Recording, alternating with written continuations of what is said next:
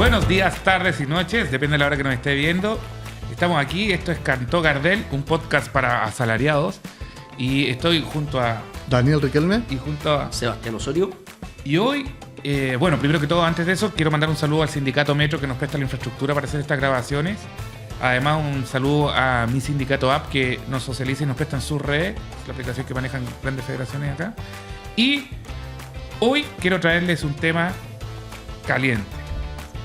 Al calor del ejercicio sindical, las prácticas antisindicales es de lo que les vamos a hablar de hoy. ¿Por qué? Porque son una batalla constante. No es el hito de una negociación colectiva, no es el hito de una huelga, es un frente de constante ejercicio. Las prácticas antisindicales en Chile están catalogadas en el derecho, pero también, obviamente, vamos a observar las sociales, las culturales y las políticas. ¿Ya? Yo quiero abrir con un concepto a partir de un reto del tío conductor. Dije muchas veces la palabra disciplinamiento, así que estoy mandatado a explicarla y justamente nos entrega el contexto para hablar de las prácticas antisindicales. Porque ¿qué busca una práctica antisindical? Busca disciplinar la fuerza de trabajo a través de disciplinar a sus sindicatos o a sus trabajadores. Entonces, ¿qué me refiero por disciplinar? Que se persigue el objetivo de que te comportes en función del gusto o del modelo de trabajo que busque el empresario establecer. Ya sea a través de reprimendas, violencia, matonaje, amenazas, también a través de sobrepago, bonificaciones variables, ejercicios de identidad. No sé si todos han escuchado, acá ya somos una familia, y es en el fondo el chantaje moral, y a través del susto de la condición de empleo. Pero en el fondo es lograr un consenso productivo, que trabajes y trabajes como quiero sin que reclames. Entonces las prácticas antisindicales hoy reflejan todas las formas, o vamos a comentar sobre ciertas formas, muchas formas que se han observado y que se han instituido hoy en día en el lugar de trabajo y que son no solo legales, también hay culturales y también hay políticas. Abro el debate. ¿Quién lo toma, muchachos?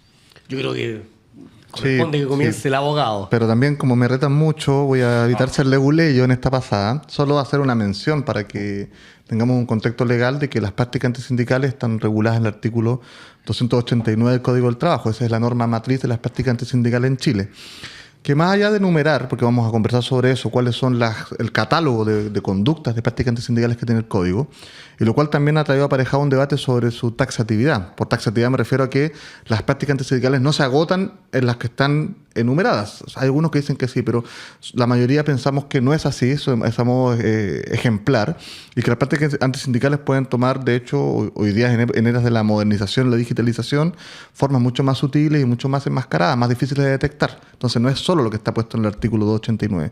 Eso por un lado. Y la otra característica, a mi juicio, legal a relevar, es que las prácticas antisindicales, cuando son investigadas por la institucionalidad, la Dirección del Trabajo carece de facultades sancionatorias de por sí. Lo que hace las inspecciones del trabajo es verificar la constatación del hecho vulneratorio de la práctica antisindical y lo delega a tribunales, cosa que no sucede en otras materias, donde la Dirección del Trabajo y la Inspección del Trabajo sí tienen facultades sancionatorias como institución.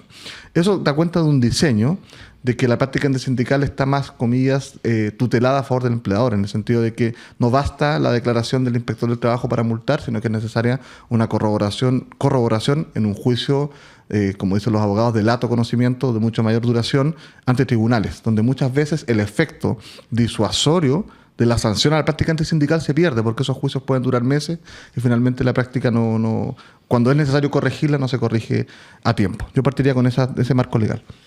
Bueno, a mí me gustaría introducir este tema desde el punto de vista de que considero que en Chile tenemos una verdadera cultura de prácticas antisindicales en las empresas. ¿Y a qué me refiero con cultura? A una práctica instituida y muchas veces tolerada por los trabajadores. ¿Ya? Tenemos una realidad bien complicada en Chile, lo hemos hablado en otros capítulos, de que en la mayor parte de las empresas de Chile no existen sindicatos, ¿no es cierto? Una pregunta que todavía está abierta y no está del todo resuelto es: ¿hasta qué punto la inexistencia de sindicatos en muchas empresas se debe a prácticas antisindicales de amedrentación por parte del empleador contra los trabajadores? No lo sabemos, pero sí sabemos, y yo creo que todos conocemos más de algún ejemplo de algún trabajador que ha sufrido, ¿no es cierto?, amenazas por la sola idea de armar un sindicato. Tenemos una cultura que yo creo que está basada mucho en la idea del patrón de fondo, ¿no es cierto? Aquí a los empleadores les encanta, en la mayor parte de las empresas, les encanta la idea de que ellos son los que mandan y los trabajadores no tienen absolutamente ningún derecho a opinar en ningún ámbito del proceso de trabajo, por decirlo así. Entonces, en ese sentido, a los empleadores les gusta que cuando los trabajadores empiezan a tener mucha voz, acallarlos. ¿Ya? ¿Y cómo se acallan? Bueno, hay un montón de tácticas, ¿no es cierto?, que se pueden desplegar. Ya las mencionó Pablo en un comienzo. Y hay un problema que yo creo que es bastante grave cuando se habla de práctica antisindical, y es que, claro, nosotros podemos decir que existen leyes que protegen a los trabajadores, ¿no es cierto? Existen algunos procedimientos burocráticos que a los cuales uno podría recurrir para defenderse. Sin embargo, el empleador tiene a su favor el factor tiempo. ¿A qué me refiero con esto? Que los trabajadores pueden ser despedidos. ¿Y de qué te sirve a ti constatar que tuviste prácticas antisindicales si es que te echaron cuando pasó más de un año o 6 meses, ¿no es cierto?, en el proceso judicial posterior? El empleador le sale muy barato y muy fácil echar a un trabajador, echar a un dirigente, y se resuelve el problema de manera mucho más inmediata. Entonces yo creo que ahí tenemos un problema con el cual tienen que lidiar de manera constante y permanente los sindicatos, pero también los trabajadores que pretenden eventualmente constituir un sindicato. Yo quiero decir algo ahí, me gustó lo que dice Sebastián. Para mí, la primera norma antisindical, que no cataloga el derecho, pero que es una ley, pero no respecto a las prácticas antisindicales, es el artículo 161, de despido por necesidades de la empresa. No se cataloga que es una necesidad. Entonces, oye, yo necesito al revolucionario fuera. Te vas. No, ¿cómo permito la desvinculación arbitraria? Ese es el punto. Y de hecho, para complementarte, tengo que despedir a alguien porque tengo que abaratar los costos laborales. ¿A quién voy a echar? No voy a echar al trabajador que me hace caso, ¿no es cierto? Voy a echar al weón que anda revolviendo el gallinero. Evidentemente, esa es la lógica con la que funciona todo el trabajador. Entonces, cuando tú vas a ajustar la fuerza de trabajo, vas a abaratar los costos, vas a echar al que te genera más conflicto. Lo que quiero decir es que el empleador siempre tiene la chance de echar a trabajadores y siempre lo va a hacer portando por el trabajador que más conflictos le pueda generar entre los trabajadores que tienen en su empresa. Entonces, es un problema en ese sentido sistemático. Oye, Daniel, tú, bueno, obviamente nos diste todo el contexto institucional, pero en tu experiencia y en tu opinión, que es importante y no lo retamos, ¿qué consideras que son los puntos como más cúlmines donde se pone en juego estas prácticas? Mira, Pablo, no puedo dejar pasar un comentario que hiciste respecto al artículo 161. Yo creo que es una referencia muy interesante, porque el debate de las prácticas antisindicales, tú lo dijiste, está asociado al despido, y al debate si en Chile tenemos un sistema de libre despido o no. Mucho se dice en la doctrina tradicional, no autores más contemporáneos, pero la doctrina tradicional del derecho del trabajo, de que en Chile no hay sistema de despido libre porque todo despido tiene que tener una causa. De hecho, existe una figura que es el despido encausado, por el cual uno puede retrotraer los efectos de un despido, en teoría, pero en rigor cada despido va a tener un motivo. Pero la práctica los últimos 30, 40 años que el comodín para despedir a alguien es el artículo 161 de la necesidad de la empresa. Esa es la manera institucionalmente avalada para poder generar disciplinamiento, para poder concretar prácticas antisindicales sin ser práctica antisindical. Porque se vuelve difícil después probar que la razón por la que te despidieron es porque tuviste una conducta contraria al disciplinamiento. Y eso, en la práctica, a propósito de lo que tú me preguntas, yo lo he visto mucho a propósito de la generación de listas negras. En sectores económicos dinámicos, cuando alguien se especializa en un área, en la minería tú tendrás mejores ejemplos que yo, en el mundo portuario también lo he visto, en el mundo de la agroindustria esto se da mucho. Tú constituyes un sindicato en un packing o en un predio y como son trabajos estacionales, dejas de trabajar en ese trabajo, en ese lugar, y luego queda lista negra, no te contrata nadie más. Esa es una práctica antisindical, porque en el fondo es una sanción, es un castigo haber tenido la osadía de formar un sindicato, de que es difícil de probar. O sea, no está tampoco tipificado en ninguna parte. ¿Cómo yo pruebo en la libertad de contratación de ese empleador que no me está contratando porque yo en realidad tuve un pasado de dirigente sindical? Interesante y real. Y esto amplía justamente la discusión para el siguiente punto. Tú hablabas de que estábamos pensándolo a partir del amedrentamiento y el despido, pero como hablábamos al principio, hay estrategias más amplias. Hay estrategias que son de día a día. Hay estrategias que no son respecto al castigo de un caso individual. Entonces, ¿qué otras estrategias antisindicales y de prácticas antisindicales podemos observar en el día a día de la relación laboral, ya sea normadas por el código o que hemos observado en la experiencia, desde lo político, desde lo cultural? ¿Qué otro tipo de prácticas han observado o quieren traer a la mesa acá? O sea, yo creo que, siguiendo la pauta, existen las prácticas antisindicales que están antes de la constitución de los sindicatos, ¿no es cierto? Y ahí entra cuando el empleador no quiere que haya sindicato en su empresa. Yo les decía antes, la mayor parte de las empresas no tiene sindicato, y eso es una cifra brutal. O sea, en Chile, solamente el 4% aproximadamente de todas las empresas tiene un sindicato constituido. ¿Ya? Estoy hablando de que el 96% de las empresas nunca han tenido un sindicato probablemente. ¿Ya? ¿Por qué ocurre eso? Entonces hay un montón de cuestiones que hacen los empleadores en el día a día para evitar la formación de sindicatos que tienen que ver con, por ejemplo, lo típico que es meter miedo. De hecho, aquí quiero invitar a un colega de la parte técnica para que nos cuente una anécdota que yo creo que todos la hemos escuchado antes. Por favor, Mario, Sí, cuéntanos. hola a todos y todas. Es una anécdota y esto tiene que ver con mi mamá. Un saludo a mi mamá que probablemente no me está viendo. Aguante, tía. Pero mi mamá, y creo que esto es una realidad que se repite por muchos trabajadores y trabajadoras, ella trabajó en una empresa que era una filial en Chile, una empresa transnacional, decimos el nombre, ¿no? No, de ¿para la qué? empresa. Que no auspicia. Son todos igual de malos, así. Son todos igual de malos. Una empresa de artículos eléctricos y partes eléctricas. Trabajó más de 20 años en esa empresa. Solo decir, antes de eso, que le echaron 4 años antes de jubilar los malditos. Es decir, después de haberle dado más de 20 años a esa empresa. Gente muy cristiana, seguramente. No, es gente que va a misa todos los domingos, quizás todos los días, si es que son... No voy a decir. Pero la práctica sindical, y mi mamá siempre me lo contaba, es que los jefes repetían como mantra siempre que la persona que mencionara la palabra sindicato se iba inmediatamente. Y lo decían siempre. O sea, esa era la práctica de esas jefaturas en una gran empresa que no tenía problemas económicos y los jefes actuaban así. Quien dice la palabra sindicato se va. Así son. Así son. Bueno, Muchas gracias, Mario. Un aplauso para Mario por compartir, aparecer en escena. Bueno, yo quiero complementar lo que acaba de contarnos Mario. O sea, existen un montón de empleadores, hay registros, digamos, en varios estudios, que también tienen como mantra la idea de que si se arma un sindicato, cierro la empresa. O sea, ese nivel de prácticas antisindicales. Es gente bastante arcaica, ¿no es cierto? Porque como bien sabemos, no siempre o no es absolutamente necesario para un empleador que no haya un sindicato. Es más, muchos empleadores pueden convivir perfectamente con un sindicato e incluso puede estimular la producción. Entonces, estamos hablando de prácticas que son rancias en el fondo. Ni siquiera son como necesariamente productivas para la empresa. Rancia. Rancia. Oye, o sea, yo antes que sigamos otra idea, quiero decir algo. Hay estilos. Y es muy claro en Chile, que lo vemos como un absoluto, el estilo angloamericano, ¿ya? Que tiene que ver con les vamos a pagar bien mientras no haya sindicato. No digan esa palabra, pero hay bono, hay cobertura. Muy distinto a uno como de Europa Central, donde ¿dónde está mi sindicato para negociar y que me firme rápido la jornada excepcional, que es lo que necesito? Es como, son distintos estilos y por eso hablamos de estrategia y por eso hablamos de distintos niveles de práctica antisindical. De hecho, podríamos decir que una práctica antisindical es ganarse, tener un sindicato regalón, ¿no? Capturado. ¿Cómo se Capturado. llama? Sí, yo quería hacer una reflexión porque lo que está detrás de por qué consideramos nefastas las prácticas antisindicales es porque es una obviedad. Porque defendemos el sindicalismo. ¿Pero por qué defendemos el sindicalismo? Porque en el mundo del trabajo deben haber sindicatos. Está bien, se fomenta, lo decía bien Sebastián, hay una etapa como de práctica antisindical que no está sancionada en ninguna parte, que es antes de. O sea, todo lo que está sancionado es cuando se impide formar. De hecho, los convenios de la OIT que al respecto tratan el tema de las prácticas sindicales dicen que es una cuestión esencial, fundamental para el ejercicio de la libertad sindical y tiene que ver con obstaculizar, impedir. Eso es lo que sucede antes. Lo que yo quiero hacer la reflexión es que el por qué nosotros tenemos que defender los sindicatos. Porque cumplen una función política, cumplen una función social y cumplen una función económica. Por eso los atentados las prácticas sindicales o los atentados a la libertad sindical son tan perniciosos desde el punto de vista de la justicia social. Ese es el fundamento político de por qué en el fondo... De hecho, podríamos agregar que justamente esos 3 elementos que tú acabas de mencionar es lo que buscan los empleadores que no se lleven a cabo. O sea, Mira, yo voy a traer un ejemplo concreto en esa línea.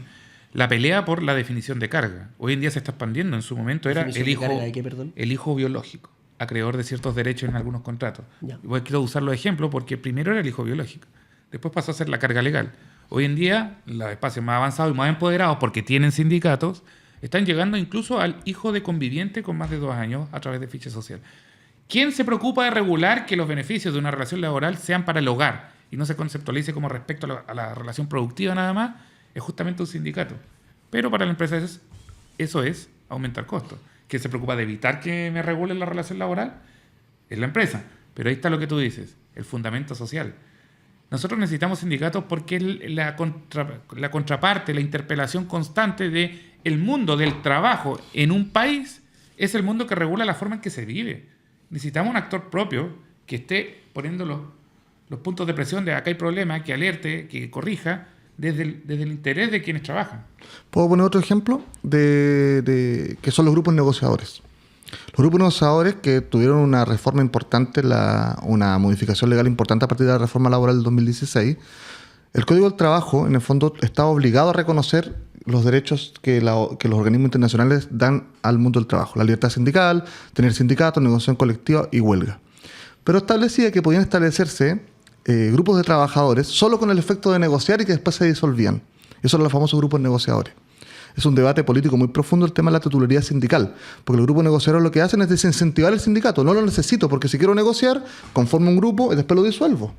La reforma laboral del 2016 le dio, en teoría al menos, más poder a los sindicatos, otorgó titularidad sindical al organismo colectivo permanente y no transitorio como grupo negociador, pero al final del día lo que estaba detrás del diseño de los grupos negociadores es justamente a atentar de forma muy indirecta, muy sutil, a la existencia de los sindicatos. Porque por lo demás, la mayor parte de los grupos negociadores es bastante conocido que lo armaban los mismos empleadores. O sea, yo elegía a dedo a mis trabajadores más obedientes, a los regalones. Decía, ustedes conformen un grupo negociador y hagamos una suscripción de acuerdo y un contrato bastante penca por lo general. Es que un control de daño ex ante. O sea, en el fondo me evito el conflicto y el grupo negociador lo controlo. Sí. De hecho, en algún momento existió, y una práctica antisindical que era aberrante en la historia chilena, existía lo que se llamó la figura de convenio o acuerdo colectivo de adhesión múltiple. Es decir, yo formaba el grupo negociador, todos los trabajadores que llegaban a la empresa tenían que firmar el mismo acuerdo que había firmado con el grupo negociador, y todos esos trabajadores que tenían un contrato o un convenio vigente de grupo negociador estaban impedidos por ley de constituir un sindicato. ¿Ya? Entonces se convertía en la mejor manera de evitar que unos trabajadores revoltosos armaran un sindicato armando un pseudo acuerdo colectivo, porque en realidad no estaba ofreciendo nada muy interesante para los trabajadores. Mira, avanzando un poco entonces hasta ciertas tácticas de fomento un grupo negociador. También están el tema de los sindicatos paralelos, está un poco el hostigamiento. Esto es ya durante la relación laboral, incluso en presencia de sindicatos. ¿Qué podemos decir al respecto de eso? Yo quería que reflexionáramos sobre los sindicatos amarillos, que es para los que no lo sepan, por amarillos es una suerte de costumbre referirse a aquellos sindicatos que son muy pro empresa o son contrarios a incomodar a la empresa. Es difícil identificarlos, partiendo de la base que ningún sindicato amarillo se reconoce como amarillo, como ningún corrupto ni ningún... nadie dice yo soy corrupto. El Pablo decía que sí. Yo no conozco todavía ningún caso, pero en el fondo todos tienen una apariencia de avalar el rol político del sindicato, pero en la práctica no lo ejercen. Entonces yo haría una reflexión. ¿Qué entendemos por sindicato amarillo? Porque no es una cuestión solamente subjetiva de apreciación de que me caiga mal un dirigente o lo considere o tenga desacuerdos tácticos con su labor sindical, sino que tiene que ver con una forma de relacionarse con la empresa.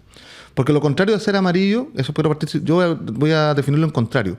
No es ser amarillo negociar. No es ser amarillo tener una relación permanente con la empresa. El diálogo social. Sí, eso no te hace amarillo, porque tú estás en un contexto institucional, los sindicatos nacen para canalizar la contradicción capital-trabajo, que es la contradicción entre lo que el empresario quiere ganar y lo que el trabajador quiere obtener. Lo que te hace amarillo es tu disposición, yo voy a decir así, anímica y política sobre tu relación con la empresa. ¿Qué tan servil eres a la empresa al final del día? Yo diría que en la misma línea se puede hablar de amarillo, no traigo como detonador, quizá me tiro el tejo pasado, con que cuando abandonas el interés sindical, en realidad ocupas la posición casi como corporativamente, soy un actor importante al que le circula plata, vengo y negocio mejores circulaciones de plata, pero te olvidas que en realidad estás regulando la relación laboral. Por ejemplo, liquidar cláusulas instituidas como derecho en el contrato colectivo en función de plata para los del presente. Recordemos que un sindicato regula la relación laboral de los que vienen después también, de los jóvenes, etc. Yo lo licúo para los que estamos hoy en día. Podría decirse que estoy abandonando el interés del sindicato. Yo igual traigo esa colación, quizás un poco de trabajo. Sí. O sea, creo que hay una delgada línea entre tener una disposición a tener buenas relaciones laborales y ser completamente entreguista respecto al empleador. ¿Cierto? Yo he escuchado, por ejemplo, muchas veces este tipo de anécdotas del tipo, yo fui a hablar con mi dirigente sindical, le dije que no me gustaba el contrato colectivo y en vez de el dirigente sindical decir sí, en realidad podríamos mejorarlo aquí y allá, el dirigente me dice, no, esto no se toca, es lo que hay y es porque nos llevamos bien con la empresa. Hay muchos dirigentes que son de ese estilo.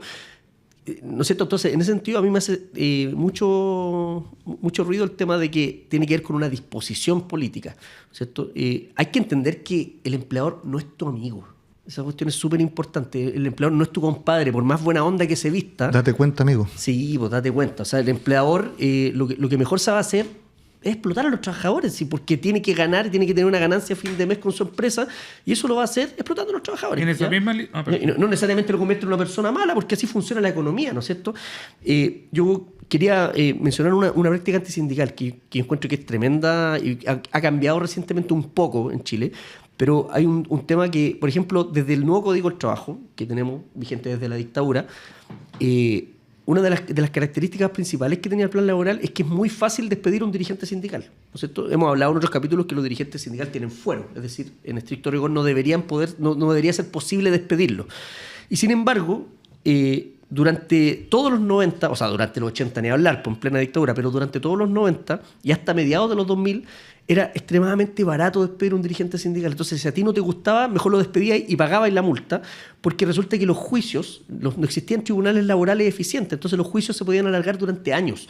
¿Ustedes saben cuántas sentencias ejecutoriadas sobre despidos antisindicales de dirigentes hubo entre el año 1990 y el año 2000? O sea, ¿cuántos dirigentes fueron despedidos y después se judicializó y se resolvió a favor de los trabajadores? En 10 años. ¿Cuántos? 2. 2. ¿Y saben cuántos dirigentes despedidos hubo? Miles. O sea, era una locura cómo funcionaba la cuestión. Después, en la década de los 2000, empezó a haber bastante reforma en los tribunales laborales y ya la cuestión funciona de manera mucho más eficiente la justicia en ese sentido, pero era una práctica bastante común.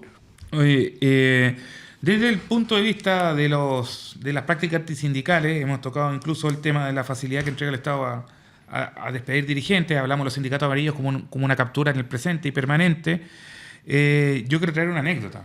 También hay prácticas antisindicales, como bien dijo Sebastián, a la interna del sindicato, ¿no? Con un dirigente bloqueando procesos políticos o con socios saboteando el ejercicio dirigencial. El sapo de la...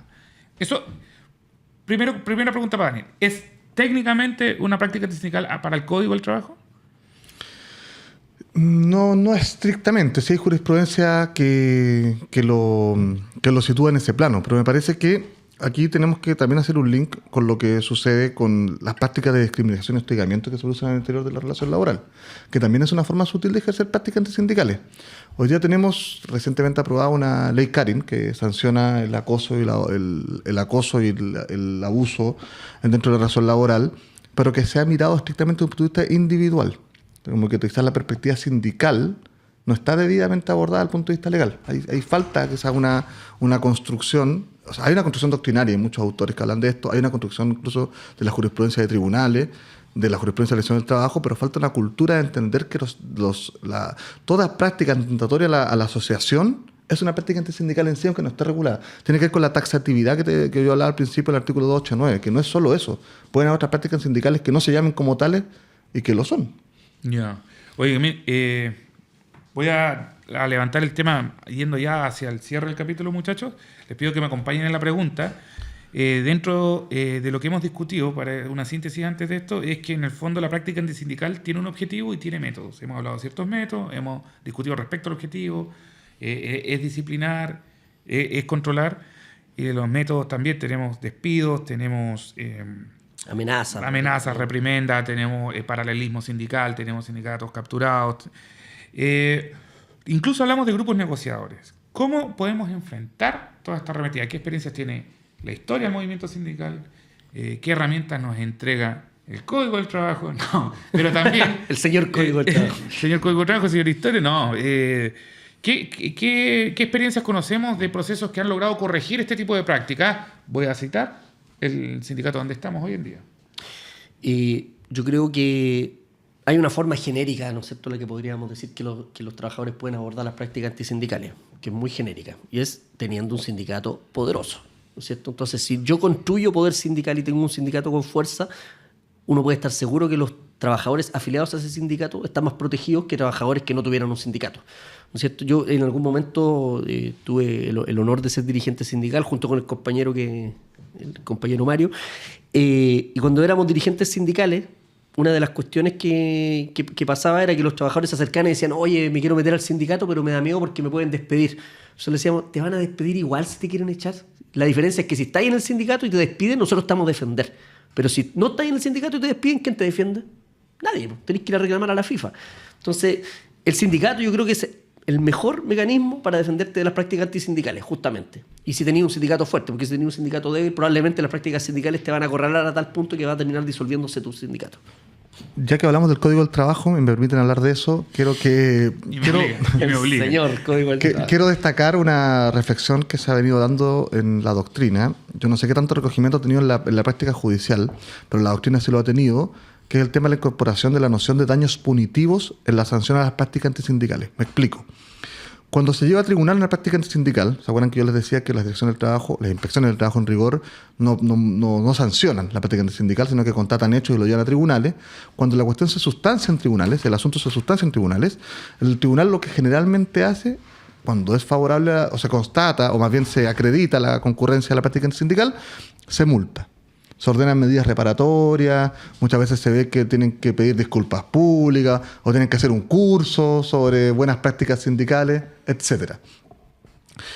Pero lo que no está totalmente debidamente abordado es que en la práctica sindical con la multa no basta, o con las medidas reparatorias que son muchas veces simbólicas. Hay un caso bien paradigmático, el caso de Starbucks, que los condenaron a los gerentes a hacer no clases de ética, pero de verdad clases de buenas prácticas sindicales, como venga que le vamos a enseñar a ser un buen empleador. Bueno, lo que pasa es que también hay un daño, ese es el daño punitivo. No se olviden que las prácticas sindicales tienen una dimensión laboral y tienen una dimensión también penal. O sea, pueden haber prácticas sindicales que constituyan delitos. Entonces, cuando hablamos del aspecto punitivo, no nos referimos necesariamente a lo que entendemos por clásico como derecho penal, pero sí a las consecuencias económicas que genera la práctica antisindical recurrida. Y hay un autor, que es Sergio Gamonal, un artículo que está disponible en Internet, que habla de que el artículo 495, número 3 del Código del Trabajo, habla de que cuando se sanciona la práctica antisindical, también proceden indemnizaciones en general. En esa idea de las indemnizaciones en general que puede establecer el juez, se puede establecer la indemnización por daño moral o la indemnización por daño material.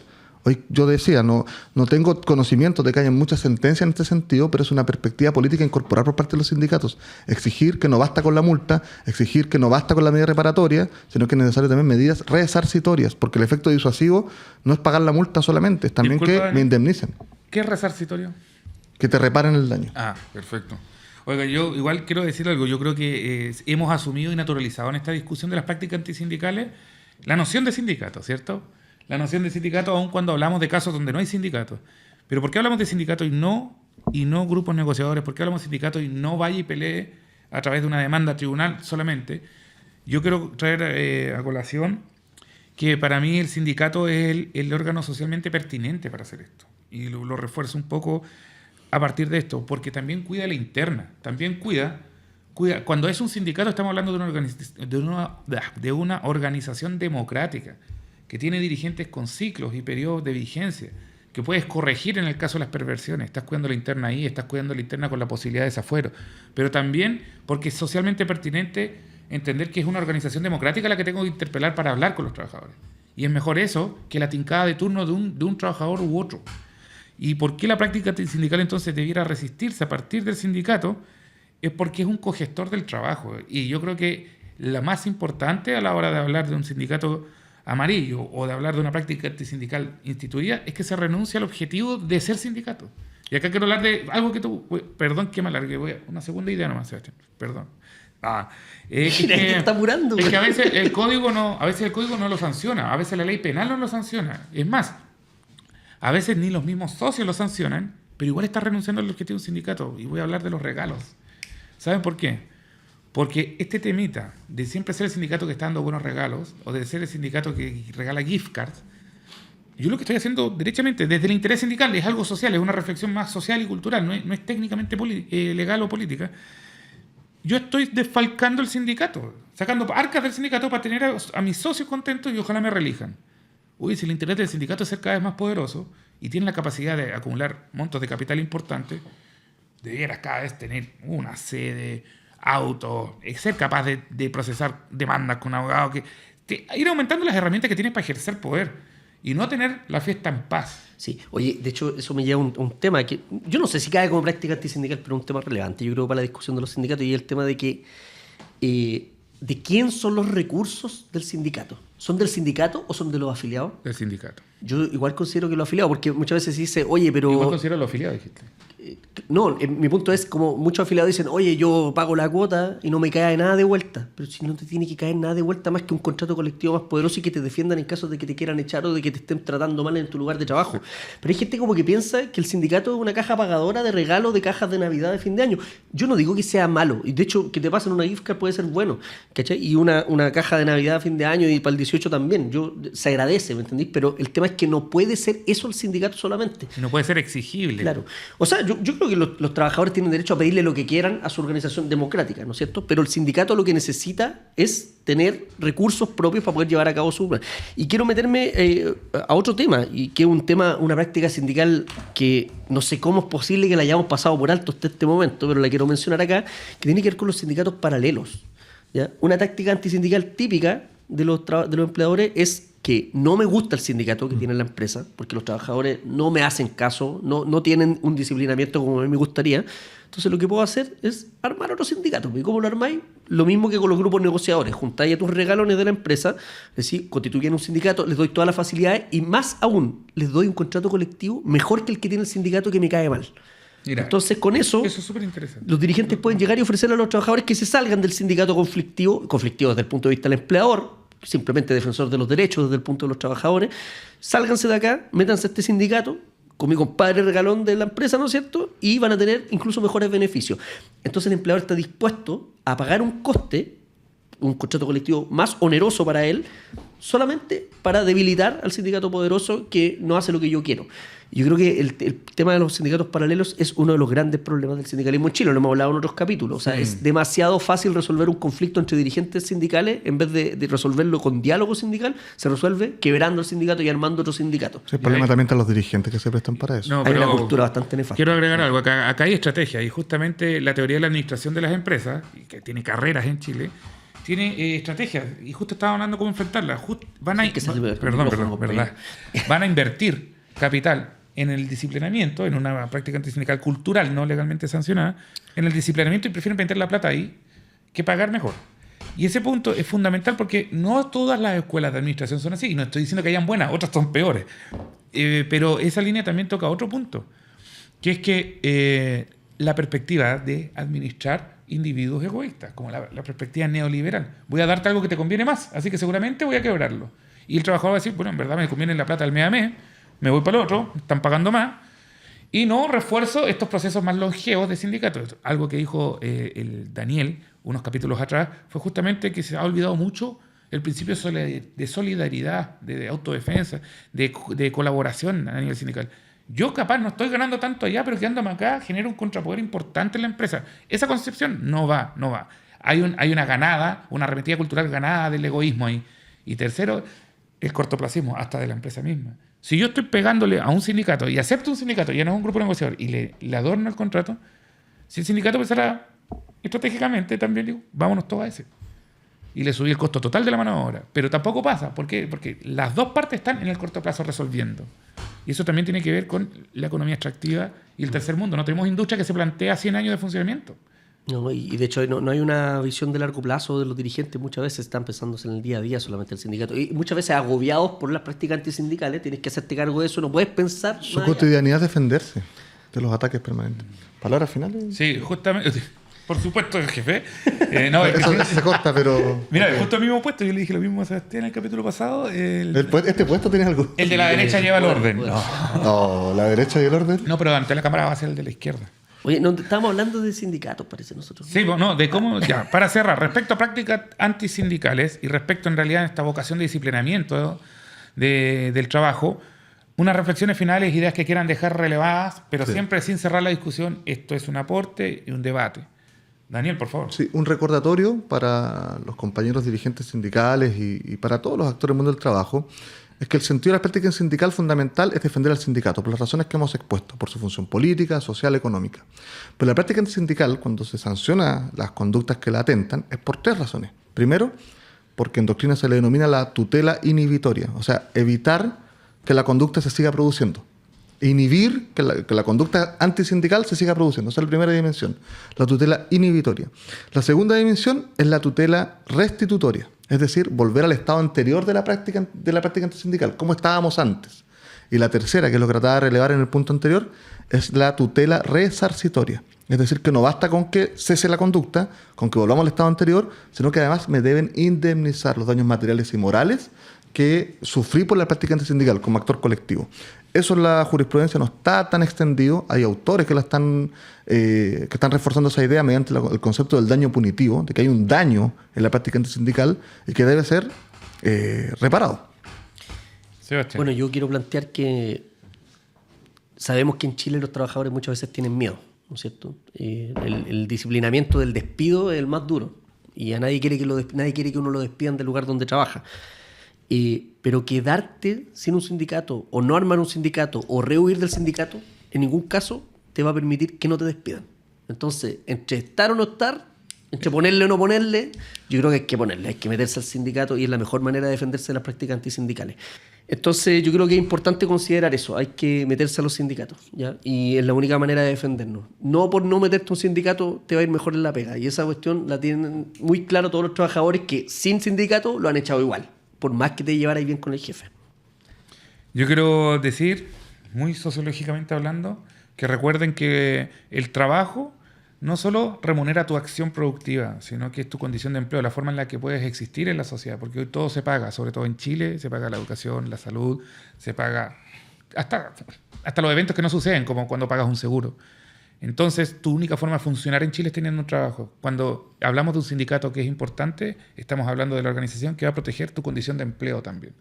Y lo segundo, en esa misma línea, hablar de las prácticas antisindicales es estar observando cómo cuidamos al sindicato dentro de una ofrenda, una arremetida que tiene un actor que es la empresa con capital y que está decidida y ha aprendido históricamente ahora a invertir en fragmentarte, en deshacerte, en diluirte.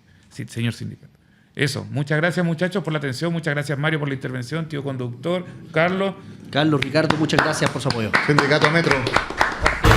síganos en nuestras redes, que estamos en YouTube, en Spotify. Actualmente estamos indagando en TikTok porque ya no somos boomers, así que queda atento a eso. En Instagram, por supuesto. Nuestros reels son absolutamente socializables por todas las redes. ¿Te gusta lo que hacemos? Compártelo con tus amigos. Coméntanos, por favor, sobre todo en YouTube, si quieres algo más largo, porque lo vamos tomando y lo vamos haciendo respecto a la... Si quieres hacerme una pregunta para los próximos capítulos, también de repente podemos abordar algunas preguntas. Ojalá que no sean leguleyas. ¿Y estamos buscando aportes? No, mentira, no tenemos todavía, pero que los subtítulos, ahora tenemos subtítulos, tenemos mejor trabajo detrás, así que en algún momento vamos a ir mejorando la Autogestión pura y dura en este proyecto. Nos vemos en el próximo capítulo. Muchas gracias.